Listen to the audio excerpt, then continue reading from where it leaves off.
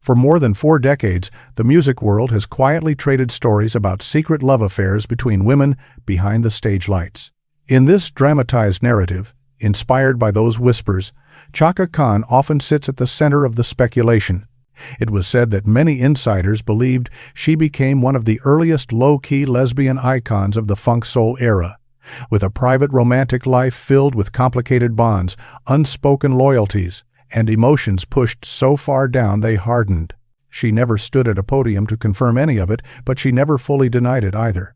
Then, according to people who claim to have been present during one private conversation, Chaka suddenly let slip a line that left the room frozen. "I loved 6 women," she was believed to have said, "and over time I came to hate every single one of them." If that confession was truly spoken, it wasn't just about romance. It was the first clear glimpse into a quiet battle that, people said, had been raging inside her for decades. Those 6 women she supposedly loved were also the ones who, in her eyes, made her fall too fast, ache too deeply, and finally walk away carrying jealousy, disappointment, and an almost physical resentment. Now this story turns toward that list as it begins to surface from the shadows. One October night in 1979, backstage at a music show in Chicago, a 16-year-old Whitney Houston stepped off the stage. Her soft curls framed a face that still looked more like a student than a star, eyes shy but glowing. Her voice had just made an entire room of hardened musicians fall silent. Behind the curtain, Chaka Khan stood stock still, her gaze locked on the teenager as though she were seeing something only she recognized.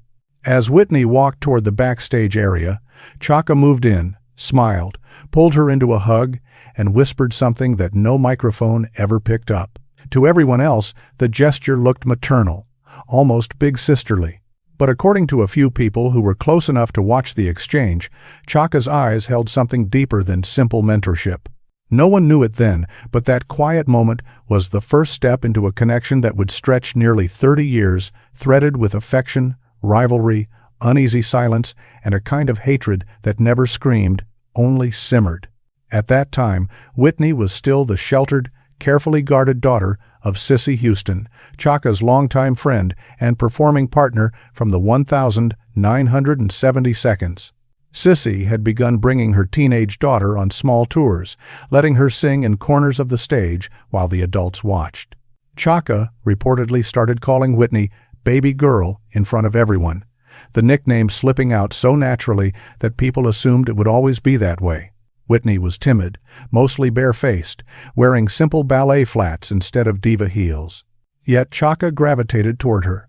Those close to the situation later claimed that what she felt for Whitney was a mix of protectiveness and something far more consuming, a fascination that was too intense to be dismissed as mere fondness.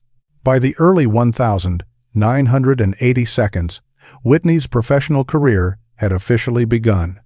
Chaka, already a funk soul legend, made little effort to hide how unusually close she seemed to be to the younger singer. She would find excuses to be at the same studio sessions, appearing in doorways just as Whitney walked into the booth. People remembered how often Chaka would reach out, fingers brushing through Whitney's hair, stroking her cheek, or holding her hand just a little longer than what looked casual. During a 1984 photo shoot in New York, with Whitney standing beside her mother, witnesses later recalled how Chaka slid between them at the last second, looping her arm around Whitney's shoulders and flashing a bright smile for the camera. Those who were there said the way she looked at Whitney did not feel like an aunt posing with a niece. In 1989, after divorcing her second husband and checking into rehab again for cocaine, Chaka slid into an emotional freefall. A sound engineer from Warner Brothers later claimed that she started calling Whitney constantly, searching for her voice on the other end of the line as if it were a lifeline. But by then, Whitney was quickly rising under the careful management of Clive Davis. Her image was polished, heavenly, spotless, a poster child for mainstream success. With that new image came distance. It was said that Whitney slowly began to pull away from people like Chaka, whose reputation was tangled in rumors, addiction, and a history the industry preferred to keep off camera. The gap between them, once filled with late-night calls and backstage hugs, gradually became filled with unanswered messages and rehearsals they no longer shared. The tension finally surfaced in a way no one could ignore after 1992, when Whitney recorded her version of "I'm Every Woman" for the Bodyguard soundtrack. The song had been Chaka's anthem since 1978, the record that felt like a statement of her entire being. Now it was reborn as a global hit in the hands of her younger peer. Whitney's version was so huge that, for newer audiences, the original almost faded into the background. Chaka never stormed onto a stage to declare her jealousy. She never went on camera and said Whitney had taken something from her. But, according to insiders, her anger ran deep. At a backstage party in Los Angeles late in 1992, a DJ accidentally spun Whitney's version instead of Chaka's. Witnesses said Chaka shot up from her chair, slammed her glass of hard liquor onto the table with such force that the stem snapped clean in two. She never spoke a word. She simply turned and walked out of the party before anyone could form a question. A black musician who had worked with both women later claimed that from that moment on, Chaka never spoke Whitney's name with the same softness again. The quiet admiration that had once colored her voice was replaced by something harsher, restrained, but unmistakably edged. That quiet resentment started to move into the open in subtle ways. When Chaka was invited to perform with Whitney at the 1994 Grammys, she suddenly canceled just before rehearsals. Officially, the reason was exhaustion. Unofficially, someone on the production team claimed Chaka had just found out that Whitney would be performing right after her on the broadcast. She supposedly refused to risk being overshadowed by the one person she used to hold so close. From 1995 onward, observers noticed a shift. In interviews, Whitney avoided mentioning Chaka's name altogether, even when talking about her influences. Meanwhile, Chaka, when asked which divas she admired, began praising Mary J. Blige, Toni Braxton, even Mariah Carey, but consistently left Whitney off the list. In 1999, when a reporter pushed her at a press conference asking whether she felt properly acknowledged by younger artists, Chaka answered sharply, "I've had a major impact in this industry. Not everyone needs to say my name to prove that." The line sounded like a general statement, but those who followed their story heard it as a message aimed straight at Whitney. By 2003, whatever bond remained between them seemed to fracture completely. Backstage at the BET Awards, they found themselves in the same room one last time. A dancer present that night recalled how Whitney was in mid-conversation when Chaka walked in. Whitney stopped talking, turned her face away, and the air went heavy. There was no greeting, no eye contact, no hug or polite smile offered for the sake of the cameras.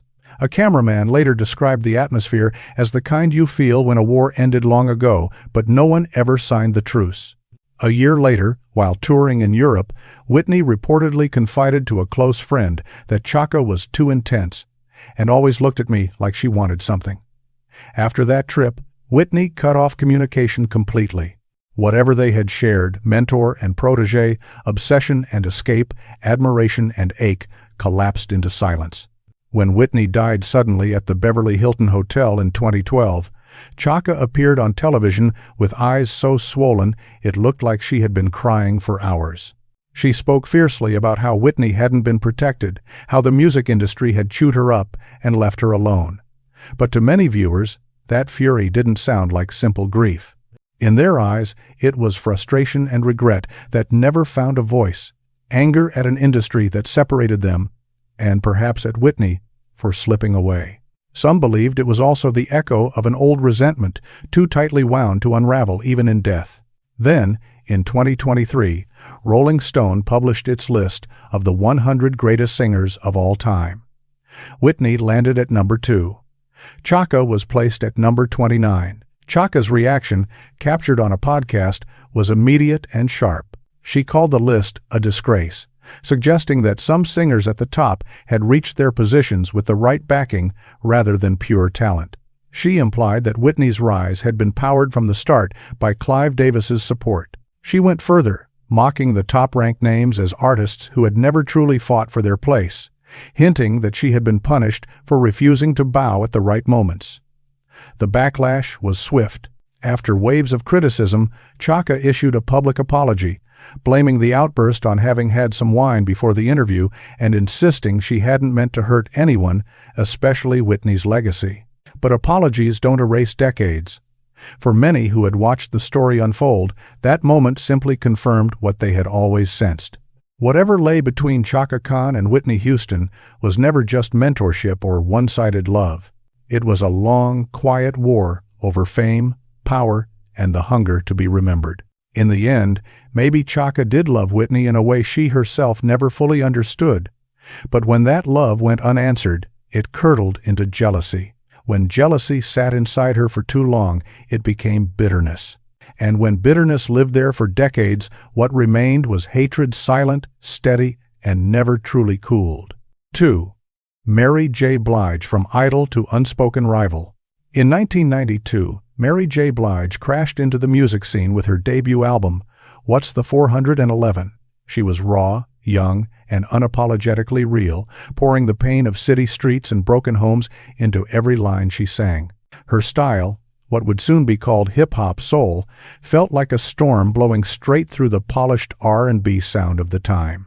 But what really turned heads wasn't just that fresh, gritty energy. It was her choice to step into the shadow of a song many believed should remain untouchable. Sweet Thing, the track forever associated with Chaka Khan since 1975. To the outside world, it was simply a cover.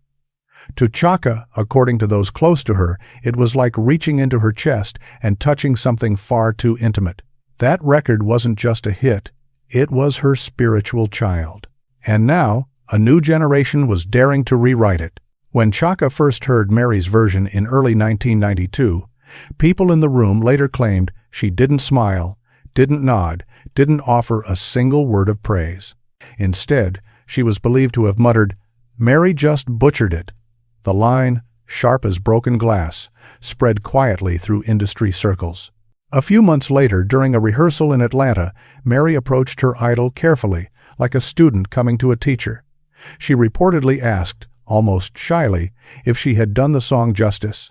Chaka's answer landed like a slap without raising a hand. Nobody can sing anything good at 8 in the morning. On the surface, it sounded like a throwaway joke. Beneath it, the message felt much colder. You're not ready. Mary was only 21, then green, vulnerable, and a lifelong Chaka fan. To be cut down by the woman she had worshipped since childhood, and to have it happen in front of peers, was devastating. Witnesses said she forced out a tight smile, then retreated to the dressing room and broke down in tears. For some who saw that moment, it marked the beginning of a tension that would linger for years, quiet but heavy. Still, their story wasn't all frost and distance. In 2000, backstage at the BET Awards, something different was seen, something tender enough to ignite new rumors. Mary and Chaka were seated side by side in the artist section, away from the glare of the main cameras. A member of the lighting crew later recalled seeing Chaka gently stroke Mary's hair while Mary rested her head against Chaka's shoulder.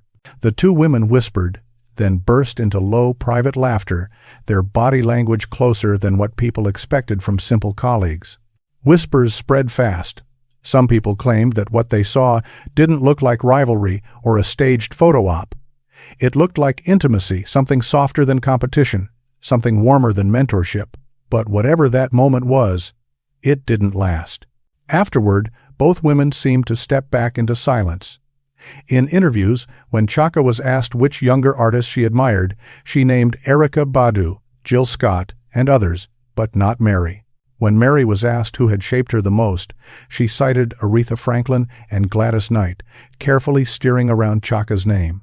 They were there in each other's history, yet they never quite said it out loud. That mutual omission became its own kind of statement. By 2007, to the public eye, it looked like the tension might finally have thawed. Mary joined Chaka on the track Disrespectful for the album Funk This. The song hit hard, charted well, and went on to win them a Grammy in 2008. On stage, under the bright television lights, they hugged, smiled, and looked like true allies. Fans cheered, assuming that whatever had been broken between them had finally been repaired. Behind the scenes, a different picture was painted. Crew members would later say they had separate dressing rooms, minimal conversation, and only a few clipped exchanges before stepping on stage together. One person who worked the show summed it up bluntly: they did it for the music, not for each other. Then, in January 2023, the simmering tension resurfaced, this time splashed across headlines. Rolling Stone published its 200 Greatest Singers of All Time list. Mary J. Blige appeared at number 25. Chaka Khan landed at number 29. For most readers, the gap of 4 places meant little. For Chaka, it reportedly felt like a public humiliation, a rearranging of the hierarchy she believed she had helped build. On a podcast, shortly after the list came out, she let loose. She joked that whoever made the ranking must be Helen Keller's grandchildren. She didn't say Mary's name out loud, but the implication was obvious. She was furious at finding herself behind her once young admirer. The comments were broadcast, replayed, clipped, and shared. The backlash was immediate. Many people felt she sounded bitter, unwilling to accept that the next generation had carved their own space beside, and sometimes above, the legends who came before them. Within days, Chaka released a public apology. She explained she had had a little wine before the interview and insisted she never meant harm. She emphasized that she still loved Mary like a little sister in the business, framing her words as clumsy, not cruel. Mary's response was the loudest kind of message: complete silence. No public clapback, no social media shade, no polite acceptance of the apology. Nothing.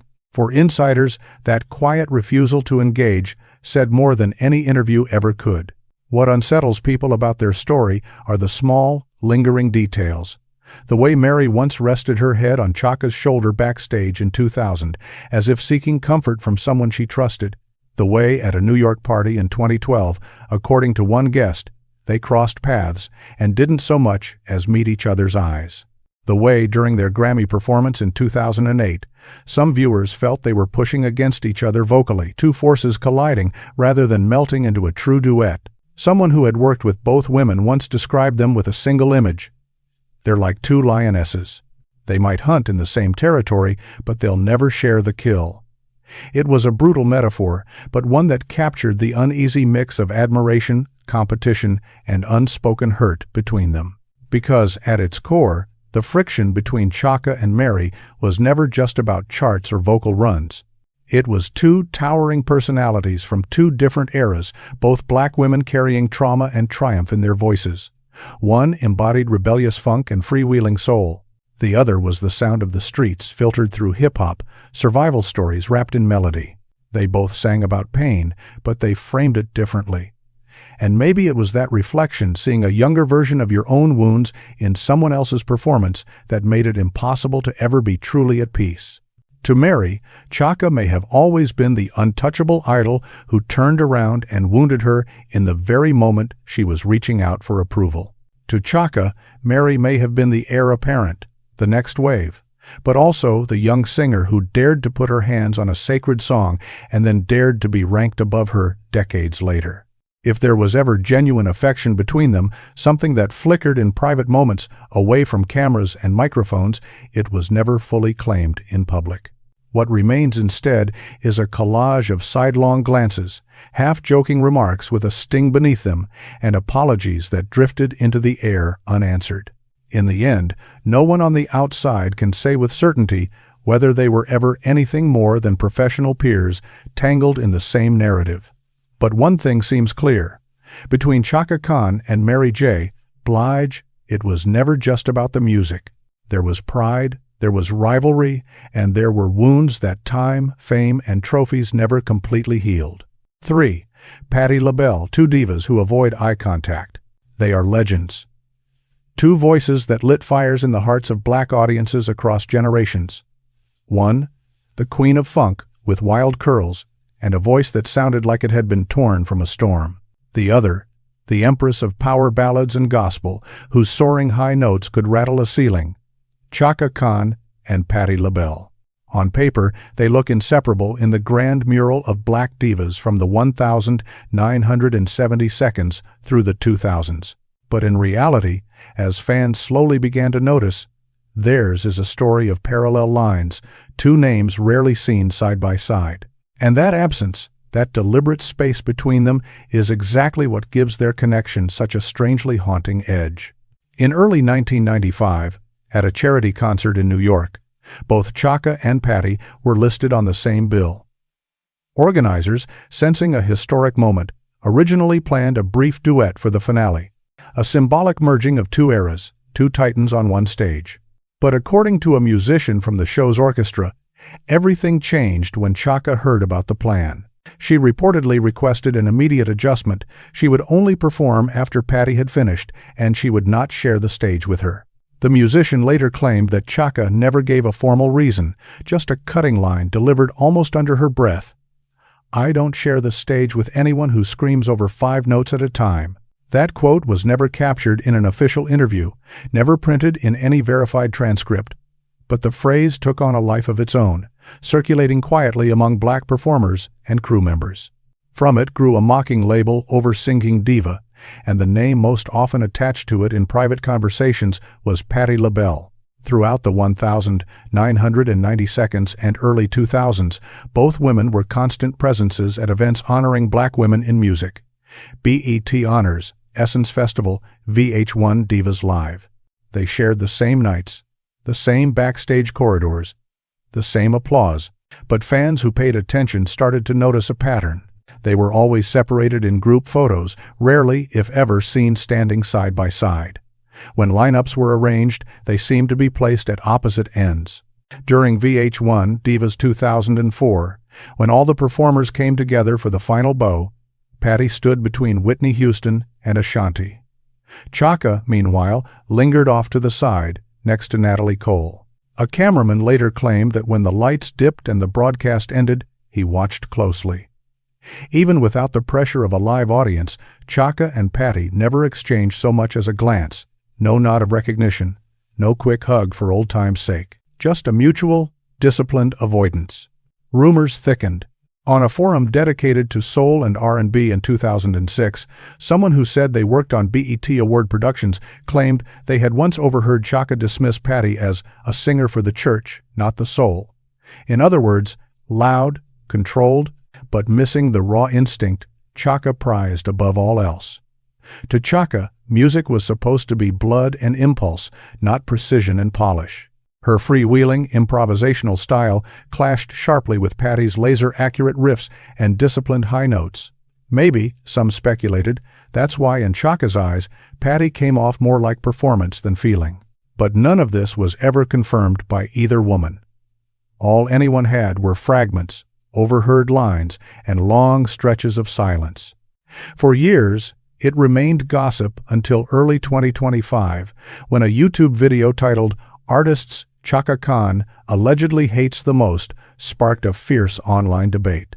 Included in the video was a grainy behind-the-scenes clip from an unidentified rehearsal. In it, Chaka could be heard murmuring, "She makes every damn song sound like the national anthem."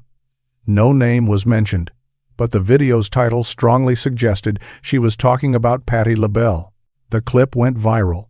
Fans argued in the comments, dissecting every syllable, every expression. Some insisted it was taken out of context.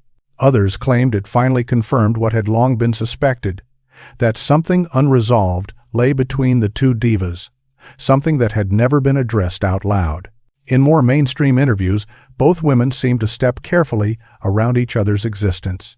On The View in 2010, when Patty was asked which divas she admired most, she replied, "Aretha's the matriarch. Gladys Knight taught me a lot, and Whitney is my heart." She did not mention Chaka. Meanwhile, in a 2018 podcast, when Chaka was asked to describe Patti LaBelle in one word, she paused for a long moment and said, "Precise. Not passionate. Not soulful. Just precise, a word that, on the surface, reads like a compliment, but lands with a kind of cool, clinical distance. Yet, despite all the rumors and the frosty non-acknowledgement, insiders insist there was a time when they were far closer than anyone would guess. Industry veterans say that in the early 1980 seconds, Chaka and Patty shared more than just stages and award shows. A producer, who once worked on an unreleased project allegedly involving both women, claimed they had several private dinners in Los Angeles in 1981 while recording at the same studio complex. The project itself was eventually shelved without explanation. Not long after, there were no more dinners, no more whispered plans, no more invitations to collaborate. Years later, an anonymous blogger on a retro soul site revisited the story, writing, "I'm not sure they were ever in love, but they were clearly close. Then they drifted apart in a way that felt very personal. No one confirmed it. No one directly denied it. The timeline simply developed a blank space where something important might have happened." What baffles many fans is this: both women have careers that stretch over half a century. Both are honored as living monuments to black music. Yet there has never been a true duet, no joint album, no iconic magazine cover featuring the two of them arm in arm. Their dynamic isn't openly hostile. There are no public shouting matches, no direct insults on record. But it also isn't warm. It feels like a carefully maintained distance, a professional courtesy that, in this case, seems to be covering something closer to contempt. Longtime observers have noticed that Chaka has rarely seemed comfortable around artists with carefully choreographed, highly formal performance styles. Patti, with her gowns, her polished stagecraft, her church-rooted delivery, embodies that formality completely. Next to her, Chaka's raw edges and unpredictable fire can look almost out of place. Look closely, and the question becomes unavoidable. Are they too different to stand comfortably beside each other? Or are they too similar in their pride, too unwilling to bend, for either woman to risk taking the first step toward real reconciliation? In the story of black music, there are legendary pairings that defined eras: Aretha and Whitney, Mary and Chaka, Tina and Patti. But when people reach for proof of Chaka Khan and Patti LaBelle together, all they can really find are fragments. Cold glances caught in the background of old footage, exits taken through different doors backstage, seating charts built to keep them apart, and a silence that has stretched over 40 years. 4. Joni Mitchell, the friend she once shared a home with. Almost no one would have predicted that the person said to haunt Chaka Khan the most over the decades wouldn't be a fellow black diva, but a white folk icon from Canada, Joni Mitchell. And if the rumors are even half true, what lay between them wasn't just friendship, it was a quiet, secret connection that never dared to fully name itself. In the spring of 1975, inside a small recording studio in Chicago, Chaka Khan was seen standing alone, facing a battered cassette player. From its small speakers floated "Help Me" by Joni Mitchell. The sound was thin, but the emotion slipped into every corner of the room. Joni's voice, light and fragile, drifted through the air like mist, settling into all the lonely spaces where anger usually lived. As the chorus rose, an assistant walked in and froze. According to that account, Chaka stood with her eyes closed, not sobbing, not visibly falling apart, but there was a look on her face like something inside her had shattered and been set free at the same time. That day, Rufus had just gone through a major blow-up, and their recording contract was reportedly hanging by a thread. Chaka didn't give a speech or explain herself. She simply murmured, "She's the light that pulled me out of the dark." From then on, Joni Mitchell became a strange kind of spiritual reference point in Chaka's inner world. She didn't call Joni a friend in the usual way. She called her a muse, a free angel, a dream that couldn't be pinned down. Between 1975 and 1978. While Rufus battled infighting and Chaka clashed with controlling male producers, people close to her said it was Joni's music that kept a small part of her intact. She was believed to hum "Both Sides Now" under her breath after backstage arguments, like a private ritual. According to a former bandmate who claimed to have seen her journal, she once wrote, "Joni doesn't know who I am, but I've loved that voice the way someone loves a soul they've never touched." Then fate twisted the story in a way no one could have scripted. Around 1993, Chaka Khan moved to Laurel Canyon, the quiet hillside above Hollywood that had once been a sanctuary for 1960 Seconds artists. Joni Mitchell lived there too. And soon, according to several housekeepers and staffers in the neighborhood, Chaka began appearing at Joni's house not as a casual drop-in, but as a regular presence. It was said that several times a week, the two women sat together listening to records, drinking white wine, talking late into the night. One former staff member even claimed that on some nights, Chaka simply stayed over, leaving only after the sky began to lighten. No one outside those walls knows exactly what happened in that house. But from 1993 to 1995, something about Chaka shifted. Her public appearances dropped noticeably. Invitations were declined. Sessions were postponed. A producer who tried to bring her into a new project during that stretch recalled that she turned it down with a simple, puzzling line: "I'm learning how to be quiet." For a woman known to ignite any room she entered, that kind of quiet sounded like a transformation, and some believed Joni was the one who steadied her. Then, in 2002, the surface of their story cracked. In a Canadian arts magazine interview, Joni Mitchell was asked about Chaka Khan. According to a blog that reposted the conversation, Joni smiled slightly and said, "Chaka is a storm. When she walks into your life, everything changes color, but you have to know when to step back." One sentence, but it landed like a warning and a wound at the same time.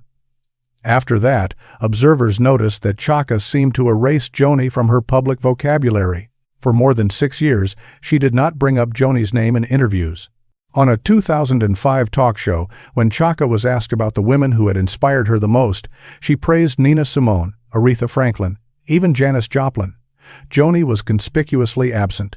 A senior journalist from Jet magazine reportedly followed up in a later interview, pushing the question directly: "What about Joni?" Chaka's answer was short and flat: "She's doing fine." No warmth, no elaboration, just a closed door in 4 words. From 2009 to 2012, that avoidance only grew more visible. Chaka spoke openly and emotionally about Whitney Houston, Stevie Wonder, and Prince. She cried on camera for some of them, revisited memories in detail, and made sure the world knew what they had meant to her. But when the topic leaned toward Joni Mitchell, once described as her spiritual muse, there was nothing. No stories, no shout-outs, just silence. On fan forums like Chaka-focused sites and Mitchell fan pages, people whispered theories. They said something had broken, that there was a wound too personal to be paraded in public. One Tumblr blogger, obsessed with both women's discographies, wrote, "They were close in a way that didn't need a label." Then one of them stepped away, and the other never forgave it. Maybe that wound stayed buried until the summer of 2023. In an Interview magazine piece, Chaka unexpectedly brought up Joni Mitchell again. This time, her tone wasn't fiery or nostalgic. It was measured, almost eerily calm. "Joni understood me better than anyone," she said, "but we've learned how to stay silent together." The statement felt oddly gentle and cold at once, the sound of a door closing very slowly. Chaka went on, "We both grew from that connection, and now we respect each other from a safe distance." For fans who had followed the shadows of their story for years, that phrase, "respect from a safe distance," hit like a confession wrapped in careful wording. They knew that when someone like Chaka Khan, a woman who had raged about unfair rankings and wept for friends lost too soon, chose that particular language, it meant the history ran deep, very deep, and very painful. From that point on, people started to look back at every trace of Chaka and Joni through a different lens. The late-night visits in Laurel Canyon, the suddenly sparse public appearances, the clipped answers, the years of total silence. No one outside their circle can say for certain whether they were ever truly in love. What can be pieced together, though, is that they were close enough, for long enough, and private enough that something undeniable formed between them. They shared nights in the same home, conversations no one else heard, and a bond that ended not in chaos, but in the kind of distance people create when they know they've gone as far as they can without losing themselves. In the archive of Chaka Khan's friendships, partnerships, and hidden soul ties, this may be the one story with almost no visible evidence, no glossy photos, no live duets, no official collaborations to point to. Just scattered fragments, half-remembered glances, and whispered accounts that suggest something very real once happened here, something that was never meant to be given a name. 5. Diana Ross, the glance that was never returned. Of all the names linked to Chaka Khan in this whispered archive, the one said to leave her the most conflicted was Diana Ross, and almost no one would have guessed that the deepest wound Chaka ever carried, at least in this telling, didn't come from an explosive scandal, but from a single look that was never truly given back. In the 1,970 seconds, Diana Ross was everything Chaka hadn't yet reached. She wore the Motown crown, commanded movie screens, turned every red carpet into a runway. Her hair, makeup, and gowns were calibrated to perfection, shimmering under cameras that adored her. Chaka, by contrast, was street heat and funk fire, wild, loud, and almost impossible to tame. But according to people who claim to have heard her speak freely, Chaka never wanted to be Diana.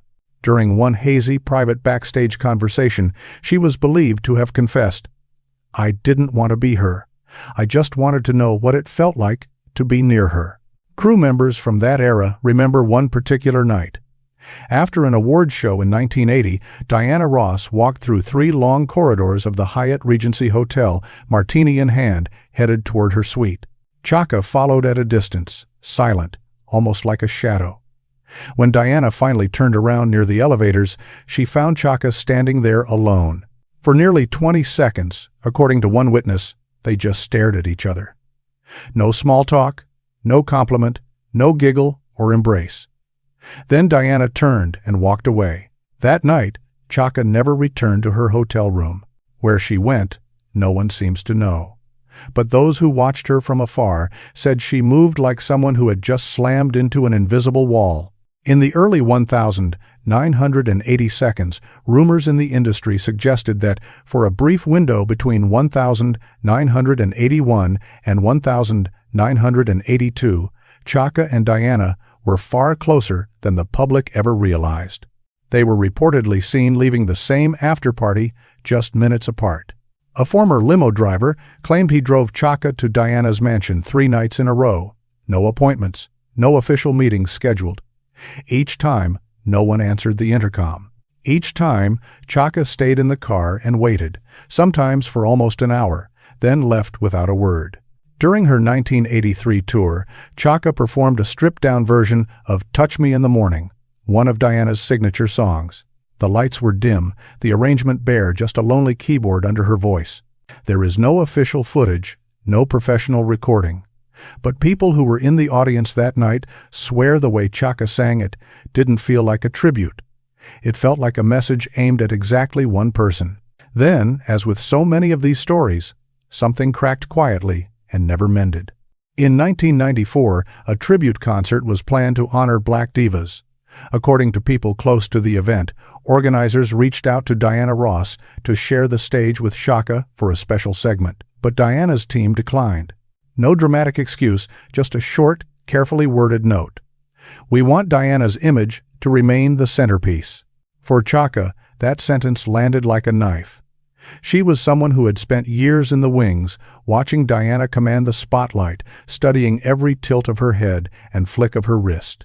The message seemed to say there was room only for one centerpiece, and it wasn't her. After that, observers noticed a shift that felt almost like erasure. Chaka stopped mentioning Diana at tributes and award shows, even when other legends' names flowed freely from her lips. But behind the scenes, in the dark corners of rehearsals and green rooms, her guard sometimes slipped. At one BET Awards backstage conversation, a crew member claimed to overhear Chaka whisper to an assistant, "I don't know if I loved her or wanted to be her, but either way, it doesn't matter now." It sounded less like bitterness and more like someone closing a chapter they'd never been allowed to write. From that point on, there was no open feud between them, no public sparring, no direct shots fired in interviews. Instead, it was as if they had quietly agreed to wipe each other off the map. No joint performances, no casual photos, no warm recollections of the good old days. Just 2 careers unfolding on parallel tracks, deliberately never touching. In 2024, at the Fool in Love Festival, both names appeared on the same lineup. Diana Ross was booked on the main stage at 9 p.m. Chaka Khan was scheduled for a side stage at 7:15. Fans flooded both sets, some hoping that after decades of distance, there might finally be a surprise moment, a shared song, a nod, even just a hand held for a brief bow. It never came. After her set, Chaka reportedly left the venue quickly, hoodie pulled low, dodging cameras and slipping out before the night's climax. By the time Diana walked onto the main stage, Chaka was already gone. Some people insist they were together once, if only for a fleeting moment in the shadows. Others argue it was always one-sided, that Chaka's feelings, whatever they were, never found a reflection in Diana's gaze. And when that longing went unacknowledged long enough, it curdled into something darker, a quiet contempt for everything Diana seemed to represent, the glamour, the emotional distance, the refusal to ever look back. There were no leaked photos of kisses, no exposed letters, no text messages to dissect, just scattered moments stretched across 40 years in which two women who could have set any stage on fire together instead chose to stand at opposite ends of the frame, just beyond each other's light. A fan who attended the 2024 festival summed it up in a comment that spread quickly online. If Chaka's eyes once searched for Diana, then Diana's answer was pure silence. And that's the coldest goodbye you can give someone who adored you. 6. Syleena Johnson, the protégé who slept in the studio, then vanished from her story. Syleena Johnson, daughter of soul singer Syl Johnson, came into the business with a gritty southern soul tone that felt like it was born to carry the legacy of women like Aretha Franklin and Chaka Khan. But maybe that was the problem. She didn't just follow in their footsteps. She carried their shadows so closely that for some, it became uncomfortable to watch. She didn't enter Chaka's orbit as just another young singer. She appeared as a mirror, someone who moved Chaka, but also unsettled her on a level that went beyond music.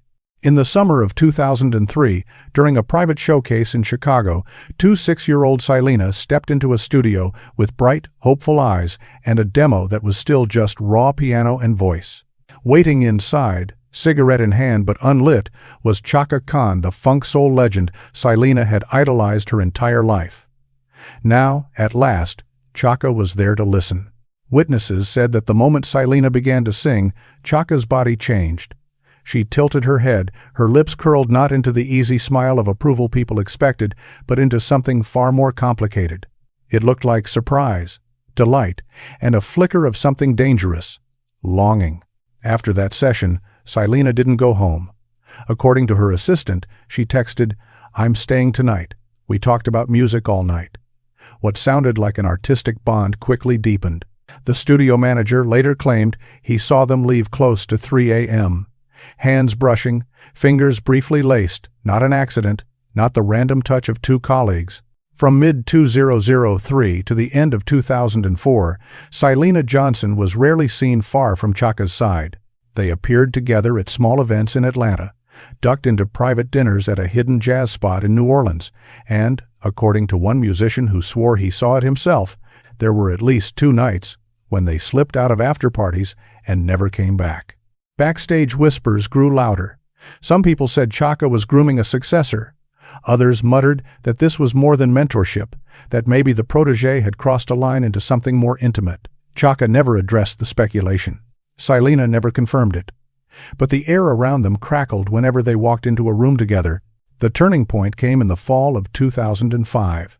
A test session for a soul collaboration project featuring a new generation of female artists was held in New York. Chaka and Syleena were paired to record background harmonies, supposedly a perfect match. According to a sound engineer who was there, during one take Syleena's voice accidentally cut through the mix louder than intended. It wasn't meant to be a lead, but it sounded like one.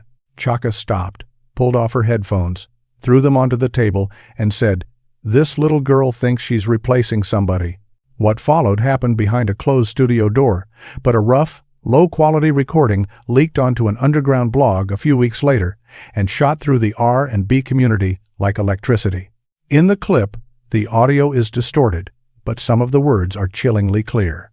A woman believed to be Syleena shouts, "I admire you, but you make young women feel like trash." And a colder voice, attributed to Chaka, answers, No one made you come close. Don't confuse inspiration with a seat at the table. They never worked together again. No reconciliations, no public performance to patch the wound. Just a hard stop. From 2006 onward, Syleena Johnson seemed to scrub Chaka's name from her public vocabulary. In interviews, she continued to praise Aretha Franklin, Mary J. Blige, Jill Scott, women whose music had shaped her. But when Chaka's name came up, she sidestepped it. Or the interviewers had already learned not to ask. Chaka, for her part, often went out of her way to publicly support younger singers, endorsing their talent, celebrating their work. But Syleena's releases, her albums, even her television appearances, passed without so much as a mention. It was as if the woman who once slept in the studio and walked out beside her at 3 a.m. had been written out of the script completely. Like many connections where intense emotions are never fully named, their ending didn't come with a scandalous headline or a dramatic confrontation on camera. It arrived quietly, in the form of absence, a growing coldness rising from unfinished tracks, shared rooms they would never enter together again, and a silence both women chose not to break. Maybe that's what keeps people coming back to this story. It began like a shimmering